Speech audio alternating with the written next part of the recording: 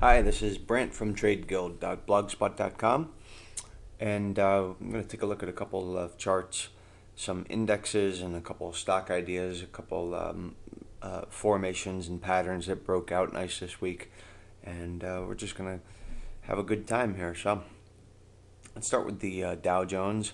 Had a nice rally today, up 83 points. Wasn't huge in terms of actual points gained, but there was very good breadth throughout the market today. Advancers were whooping decliners, and ultimately it just looked like a very strong day. Besides the actual price gain or percentage gain, we were talking earlier this week. I did a video. We talked about this little flag formation over here. There's the flagpole, and here's the consolidation that forms the flag.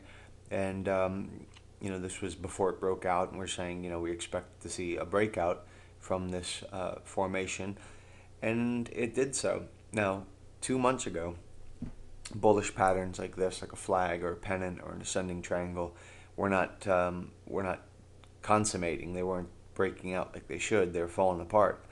And basically, I think the lesson that I've learned in the last couple of months is you can't take a bullish signal in a bearish market. I think your probability of them breaking out and doing what they should do is about 50-50. It's like no better than anything else.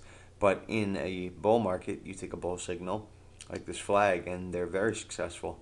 So there's a new rule for the trading book. I mean, we know trading with the trend is the way to go, and that's what we need to do. And we shouldn't be running counter in our positions to the market. But when you see a fat, juicy ascending triangle, and you think, well, maybe this is my one long position that's going to hedge my shorts, it doesn't work out that way.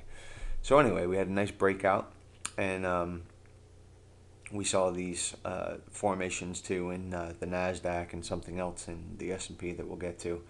But basically, it looks right now like we're hitting resistance from May, and I'm just going to zoom out on the chart here, back it up a little bit.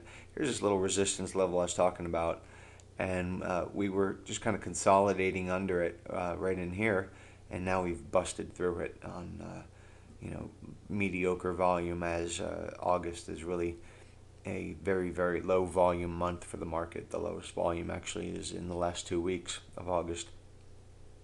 I think we are on our way to taking out this May high over here.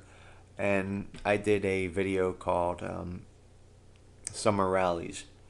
And or actually I think it was just a post. But in any case, the average typical summer rally, according to the Stock Trader's Almanac, is 9.3% from the May-June lows to the August-September highs.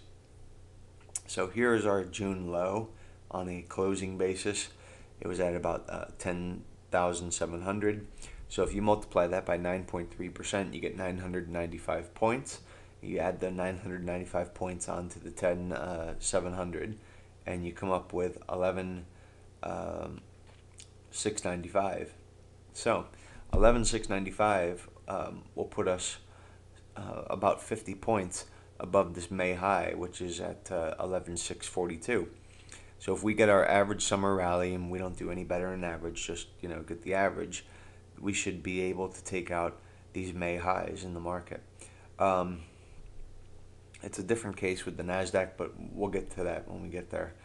I just want to show you, basically we had a very nice, looking at the technical pattern, we had a very nice W-shaped bottom here, with our lows here and here. And when we got this breakout, it was breaking out above this resistance line, or this neckline. We got the breakout and a nice pullback, a consolidation in that flag that pulled back and supported off these levels, which is beautiful, technically speaking. I mean, it makes our lives very easy as technicians, and subsequently we have this breakout here. I want to show you real quick Money Stream, which is a telechart proprietary indicator. It's constructed in similar fashion to on-balance volume, or OBV. What I want to show you is we have a little bit of a divergence here between now and this May-June high over here. And while money stream finally has kicked in gear as far as the short-term trend with the higher highs here, and now money stream is making higher highs here, we still have a relative divergence. So look where money stream is right here, and it's actually at a lower level here, although price is higher. So net effect is price is raising up, and money stream should be in gear and should be way up here. So I've talked about this in other videos, but basically what it tells me is short term we're in gear, long term we may have some problems as we approach this May high over here. I do think we will close beyond that high, but probably not much more after that for a couple months anyway. Next up is the NASDAQ composite, and let me get my symbol up. Here we go. And what we were talking about early in this week before the market broke out was this. This is a beautiful, very accurate bull flag. So there's the flagpole, and there's the flag, little consolidation.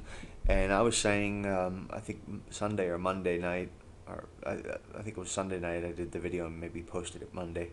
I was saying that I think we're going to get a breakout from this flag, and we did. And it's really acted beautifully. So the composite actually today closed right here at 2193, which took out this June-July high and has now put the NASDAQ in full intermediate uptrend status with the Dow and S&P, which are already there.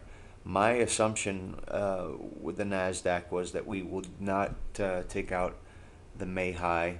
That's a significant ways to go, but that we would take out the June-July high and possibly the May-June high.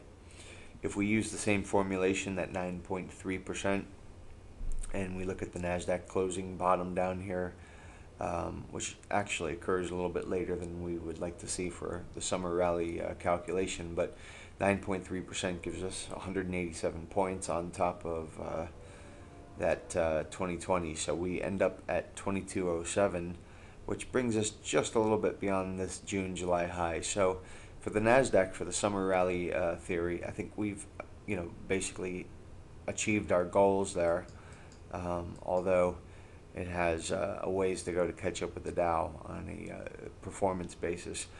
But today we saw this doji up here and some smaller bodies in these candles over here, and it suggests basically to me it suggests that the NASDAQ is getting a little bit tired here.